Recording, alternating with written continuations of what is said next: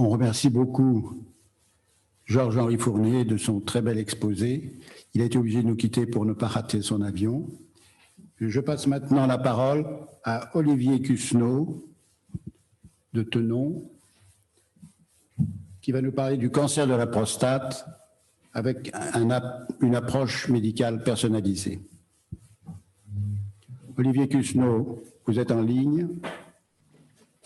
Je suis en ligne, oui. Merci, Monsieur le Président, Monsieur le secrétaire. On vous écoute. Vous m'entendez? Oui. Parfait. Donc, merci de me donner la parole. Monsieur Cusneau, est-ce que vous pouvez lancer votre diaporama, s'il vous plaît? Oui, s'il vous plaît. C'est parti. Merci. Voilà. Donc, l'objet aujourd'hui est donc la médecine personnalisée. Et comme on va le voir, l'idée, c'est quand même de faire la transition vers la chirurgie personnalisée. Dans la chirurgie, il y a deux aspects. Il y a l'aspect stratégique, indication. C'est là où on rejoint la médecine personnalisée. Et puis, il y a l'aspect individuel, puisqu'on sait très bien qu'en chirurgie, quand on part sur l'intervention, c'est comme un peu la balade en montagne et c'est forcément personnalisé en fonction du terrain, de ce que l'on va trouver. Alors, ce contexte général est appliqué, comme on le verra au cancer de la prostate, il s'inscrit dans le plan cancer, donc, qui va maintenant jusqu'en 2030, qui est en gros la prévention des cancers et le traitement personnalisé, et en particulier pour les formes précoces et de mauvais pronostics. Donc, c'est vraiment un axe thématique lancé au niveau national et à travers l'Institut national du cancer, qui s'intègre aussi avec le développement de plateformes qui ont été appelées plateformes de gestion des risques pour le cancer, donc pour le cancer du poumon, pour le cancer du sein, pour le cancer du côlon, mais aussi pour le cancer de la prostate, qui est celle d'évaluer en fait les meilleures stratégies en termes de bénéfices et d'inconvénients. Alors, quels sont les étapes objectifs de cette oncologie de précision? On reviendra sur le mot précision tout à l'heure. C'est en fait d'essayer de résoudre ce triangle avec d'un côté essayer de prévoir les échecs du traitement afin de les réduire et puis de réduire aussi les effets secondaires du traitement. Sachant évidemment que quand on a un aléa total de prédiction identique, ces deux droites, comme vous le voyez, qui forment ce triangle, elles peuvent évidemment influer sur l'autre. Quand on fait cette prédiction, en fait, on est soumis de façon théorique et dans le calcul, ce qu'on appelle le biais et la variance. En fait, le biais, c'est si on se trompe.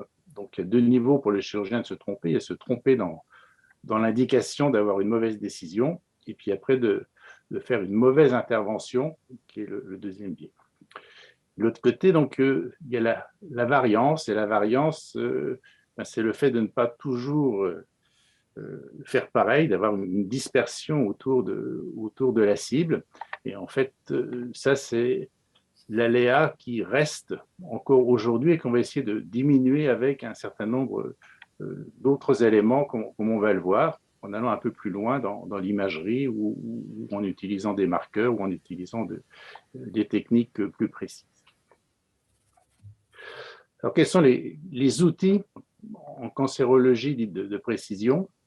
Aujourd'hui, la majeure partie sont encore dans le domaine de l'innovation et de la recherche, mais finalement, elles existent un peu en pratique et on peut les rassembler.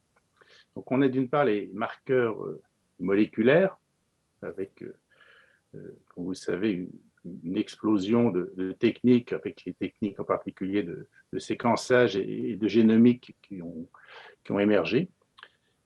Il y a l'imagerie fonctionnelle qui a fait ces dernières années un boom extrême, avec l'imagerie fonctionnelle, que ce soit le PET scan, par exemple, pour les maladies, pour les bilans d'extension avec des marqueurs spécifiques que l'on peut suivre in vitro, et puis, pour ce qui nous concerne aussi, l'imagerie fonctionnelle, qui est l'imagerie par résonance magnéticulaire, qui est l'IRM. Et puis, derrière ça, il y a l'intelligence artificielle, on en a parlé, Et comme on va le voir, en fait, là, c'est une intelligence qui va essayer d'intégrer en fait différentes données.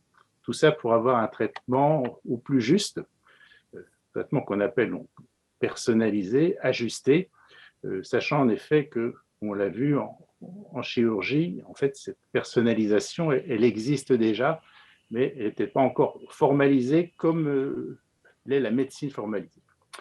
Alors, qu'est-ce qui intervient dans cette médecine de précision? En fait, aujourd'hui, elle est du niveau de la médecine qu'on appelle algorithmique, puisqu'elle va intégrer finalement les données cliniques. Elle va intégrer des données génomiques ou des marqueurs qui caractérisent au mieux la tumeur en cancérologie. Elle caractérise aussi l'hôte, en particulier pour la réponse de l'hôte ou sa sensibilité au traitement. Tout ça en fonction des traitements qui sont possibles. Et le but étant évidemment d'optimiser pour avoir des patients qui sont répondeurs, qu'on va pouvoir guérir, mais aussi qu'on va pouvoir guérir avec une bonne qualité de vie en évitant ces effets secondaires. Pour ce qui concerne la chirurgie, dans les traitements possibles, il y a le chirurgien qui est aussi, comme on l'a vu, un paramètre qui peut entrer en fait dans le biais, la variance en fait de cet aléa. Donc, l'OG de précision, en fait, elle est, pour ce qui nous concerne, elle réduit un petit peu notre champ d'action, puisque d'autres spécialités s'y sont intéressées. On le verra rapidement, je le développe aujourd'hui, c'est l'oncologie médicale, parce que si on regarde l'histoire naturelle, comme pour le cancer de la prostate, l'oncologie médicale prend de plus en plus une place importante en partant de la maladie la plus avancée, mais en remontant un petit peu les lignes de traitement. Et puis de l'autre côté, en termes de diagnostic, de traitement localisé, il y a une poussée importante de la radiologie interventionnelle à travers les progrès de l'image.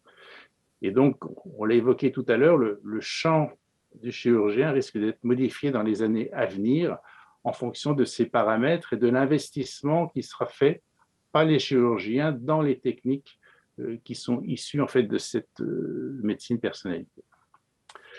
Alors, je passerai assez vite juste pour vous montrer que ce qui était investi par l'oncologie médicale aujourd'hui, pour les patients, par exemple, qui ont des métastases du cancer de la prostate, on a déjà une caractérisation, le classique traitement hormonal qui était jusqu'à ces 10 dernières années le seul traitement accessible avec la chimiothérapie.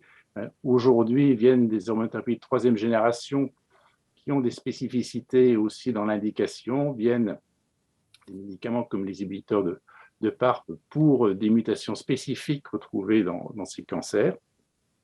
Et puis l'immunothérapie aussi qui répond à des anomalies moléculaires de réponse à l'immunité, comme on le voit pour le cancer du côlon. Enfin, il y a la radiothérapie interne vectorisée, elle arrive avec des marqueurs comme le PSMA qui investissent aussi ce champ avancé, en fait, patients métastatiques. Et cette partie-là, même si les chirurgiens urologues y participent en réunion de concertation pluridisciplinaire, elle est largement investie par d'autres spécialités aujourd'hui, d'oncologie médicale ou voire même de la médecine nucléaire. Alors, comme je l'ai dit, la médecine personnalisée, en fait, un petit peu comme l'intelligence artificielle, ça existe depuis longtemps et en chirurgie, le traitement, il est toujours personnalisé. Il n'est pas forcément formalisé sous ce terme. Et la recherche clinique, jusqu'à aujourd'hui, elle visait en fait à essayer de formaliser et de standardiser avec l'évidence bête médecine, mais qui a eu un défaut, c'est d'oublier un petit peu ce que j'appelle la médecine mécanistique, c'est-à-dire en fait la physiopathologie, l'anatomoclinique ou la biopathologie, pour ne raisonner que sur les statistiques. Et parfois, les statistiques en fait ne représentent pas l'individu que l'on va prendre en charge. Donc aujourd'hui, cette médecine de précision, si on veut la redéfinir, c'est celle qui doit intégrer à la fois les statistiques de l'évidence médecine, mais aussi la compréhension de la maladie, sa mécanistique, en fait, avec des données de sciences qu'on pourrait qualifier de sciences fondamentales.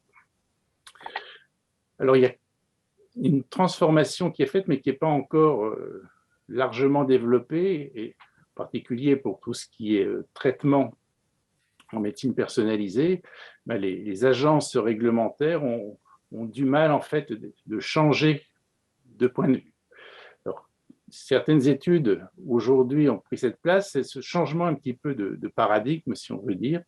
Vous le voyez ici, ça va être de raisonner en oncologie médicale sur une cible moléculaire et non plus sur un cancer, le cancer de la prostate, le cancer du poumon, le cancer de la vessie, mais de faire un essai avec un traitement en fonction de la cible moléculaire, quelle que soit en fait l'origine anatomique du cancer. Donc, ce type d'essais sont par exemple les essais qui sont dits basket.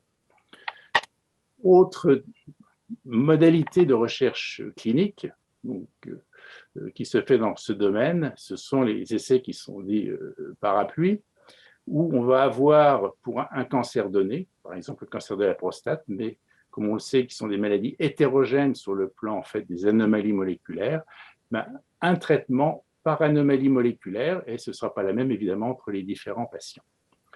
Donc là, on est dans du domaine encore très médical, mais on va voir que la chirurgie, elle peut finalement entrer dans ce domaine avec une personnalisation en fait des stratégies.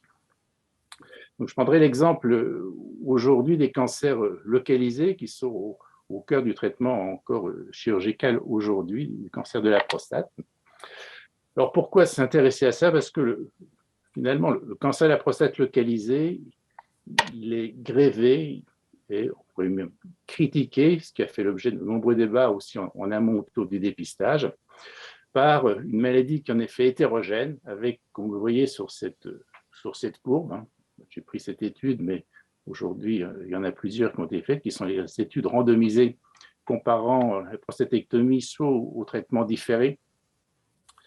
On voit qu'à 15-20 ans, le bénéfice de la chirurgie n'est pas énorme. Il y a finalement 20% de patients qui vont être métastatiques et décédés, aussi bien dans le groupe observation et pratiquement dans le groupe en fait chirurgie. Il y a un petit avantage évidemment pour la chirurgie, mais comme vous voyez, il n'est pas si net. Et puis il y a les effets secondaires, l'incontinence urinaire, la dysfonction érectile. Ce qu'on conclut de ça, c'est que finalement, certes, il y a un surtraitement pour une grande partie des patients, on pourrait dire 70% à peu près. Mais pourquoi est-ce qu'il n'y a pas de différence vraiment énorme? C'est aussi parce que la chirurgie, elle ne fait pas très bien. En fait. La courbe, elle monte et puis elle rejoint quand même, comme vous voyez assez bien l'observation. Ça veut dire que probablement on a mal stratifié les patients encore au départ ou que le traitement chirurgical il est insuffisant pour ces patients qui sont graves. Donc il reste une vraie problématique.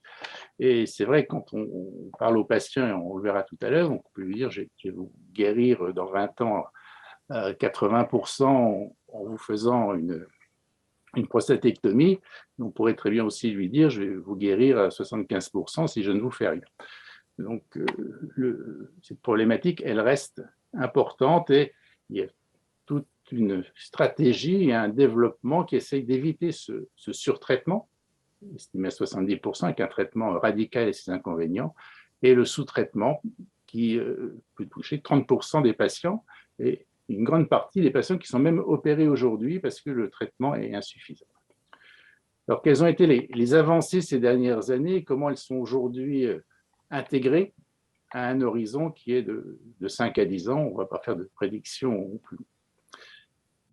Un grand avantage est celui de l'IRM paramétrique ces dernières années, les scores moléculaires qu'on a évoqués tout à l'heure, et puis l'intégration des données à travers des calculateurs. Donc les gros progrès qui ont été faits, qu'on a vu, c'est l'IRM, la fusion des images entre l'IRM et l'échographie pour réaliser des biopsies ciblées sur les tumeurs. Et en fait, cette stratégie aujourd'hui est en train de prendre le pas et entre dans les recommandations. En tout cas, l'IRM est déjà dans les recommandations avant les biopsies, et les biopsies ciblées sont en réflexion de recommandation et même d'avoir un remboursement spécial. Le deuxième point, ce sont les marqueurs moléculaires. Je vous ai montré ici une étude qui qui a été réalisé, puisqu'il y a des signatures en fait prédictives. Ça, c'est la signature française en fait qui a été faite avec la carte d'identité des tumeurs, que j'ai pu coordonner. Il y en a d'autres qui sont aujourd'hui en phase commerciale, d'autres sociétés, en particulier aux États-Unis.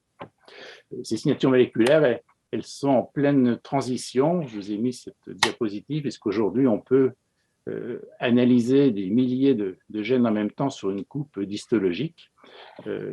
C'est également un renouveau dans l'anatomopathologie, qui est une spécialité donc, sur laquelle on se repose beaucoup. Ces techniques de marqueurs moléculaires, aujourd'hui, elles ont un bon recul, puisque celles que l'on voit aujourd'hui, elles ont 15 à 20 ans de recul déjà, et elles prédisent finalement le risque de métastase ou de décès et permettent d'évaluer pour un patient l'intérêt du traitement différé ou non, ou d'avoir un traitement plus intensif éventuellement que la chirurgie. Ils peuvent être couplés à l'imagerie. C'est un des exemples que je présente ici, puisque vous pouvez stratifier la gravité de la maladie déjà par l'imagerie, par l'IRM, la taille de la tumeur, l'ADC qui correspond finalement à la cohésion cellulaire. Mais à l'intérieur de ça, et grâce aux biopsies ciblées, vous pouvez aller analyser à l'échelle moléculaire, ce sont les petits points de différentes couleurs, la gravité et ainsi identifier dans les tumeurs qui étaient supposées à faible risque évolutif, celles qui en fait sont faussement à faible risque évolutif et qui nécessitent d'être traitées. Et inversement, pour certaines qui étaient considérées finalement comme plus graves, mais qui ont un risque évolutif moins important que ce qu'on pouvait penser sur simplement la taille, par exemple, de la tumeur. Cette intégration en fait, des données, elle se fait dans des calculateurs, donc qui est la troisième étape. Il en existe en France, mais il n'y en a pas encore en France qui soit recommandé officiellement. Je vous ai mis celui des Anglais qui s'appelle PREDICT, qui intègre donc les données cliniques, plus certaines données génétiques, comme par exemple les mutations BRCA2, et qui vont donc proposer, en tout cas prédire, à 10 et à 15 ans, le risque de survie, le risque métastatique, si vous faites une surveillance ou si vous faites un traitement radical, dont la prostatectomie ou la radiothérapie, et les effets secondaires qui vont y être associés, évidemment, en fonction aussi de votre âge et de cette subtilité au traitement. Donc, ça n'intègre pas encore aujourd'hui la qualité du chirurgien. Donc, mais en tout cas, vous avez cette prédiction qui, comme vous voyez, permet d'affiner le bénéfice et la stratégie thérapeutique à travers ces calculateurs qui intègrent donc données cliniques et certaines données génétiques. Alors derrière ça, l'évolution, c'est l'évolution vers des traitements plus ciblés, cette fois physiques, pour essayer de remplacer ou d'occuper une partie en fait du champ possible de surtraitement. Donc, je pense que tout le monde connaît maintenant les ultrasons focalisés, donc qui ont été développés par Albert Gellet à Lyon avec des études nationales qui ont montré en fait le développement de cette machine et on va dire une belle technologie qui permet en effet de faire des traitements d'une zone parfaitement définie au centre de la prostate. À côté de l'IFU, il y a d'autres techniques que l'on va voir rapidement. Nous avons développé par exemple l'électroporation qui permet en fait, grâce à un champ électrique, de développer sans chaleur en fait et d'avoir une apoptose ciblée en fait des régions prostatiques que l'on veut traiter. Alors aujourd'hui, ces techniques, elles ont aussi finalement un certain nombre de recul. Vous voyez ici une méta-analyse récente en fait de techniques plus anciennes qui sont pour les traitements localisés, la cryoablation, les ultrasons focalisés, l'électroporation, donc ce champ électrique, et puis la photodynamique thérapie, qui est un autre type, utiliser un laser et l'injection d'un produit en fait de photosensibilisant. Là, vous avez le taux de biopsie positif qu'on retrouve un an après dans ces études. Vous voyez que ce sont des traitements qui sont focaux qui ne sont pas complètement parfaits, puisque vous avez entre 20 et 25% pour les meilleurs sur cette grande méta-analyse. Il faut toujours le comparer quand même à la prostatectomie. La prostatectomie, je vous ai mis cette ligne, hein, un an après, il y a quand même environ 12 à 13% d'échecs sur des méta-analyses d'un grand nombre de patients. Donc, vous voyez un bénéfice qui peut justifier l'utilisation de ces techniques pour les patients qui sont stratifiés dans le faible risque. En termes de complications, vous avez mis notre expérience par exemple ici, on voit qu'il y a évidemment beaucoup moins de complications qu'avec la prostatectomie, quelques rétentions vésicales et puis une diminution de l'éjaculat qui peut paraître un petit peu accessoire, mais finalement qui pour les patients reste important à partir du moment où ils considèrent qu'aujourd'hui les traitements ne doivent plus avoir d'inconvénients. Donc en conclusion, je pense qu'il reste une place à développer pour cette chirurgie personnalisée parce que, comme on l'a vu, on est centré entre la radiologie interventionnelle et l'oncologie médicale avec les médicaments et les thérapies ciblées basées sur la biologie moléculaire. Mais on a tout un champ, en fait, qui est cette stratégie personnelle basée sur l'imagerie entre autres, mais aussi avec des éléments moléculaires pour proposer des traitements ciblés physiquement au niveau des organes et en particulier au niveau de la prostate. Voilà, je vous remercie pour votre attention. J'espère que vous avez pu bien m'entendre.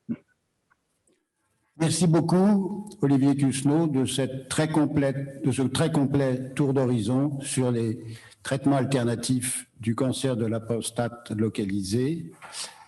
C'était très clair, on vous a parfaitement entendu. Est-ce que nous avons des questions dans l'assistance? Des remarques? Oui? Jean-Claude Covignal, oui.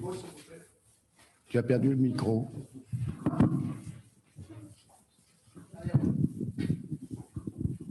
Oui, juste une petite précision. Je ne suis pas sûr de bien avoir compris la conclusion.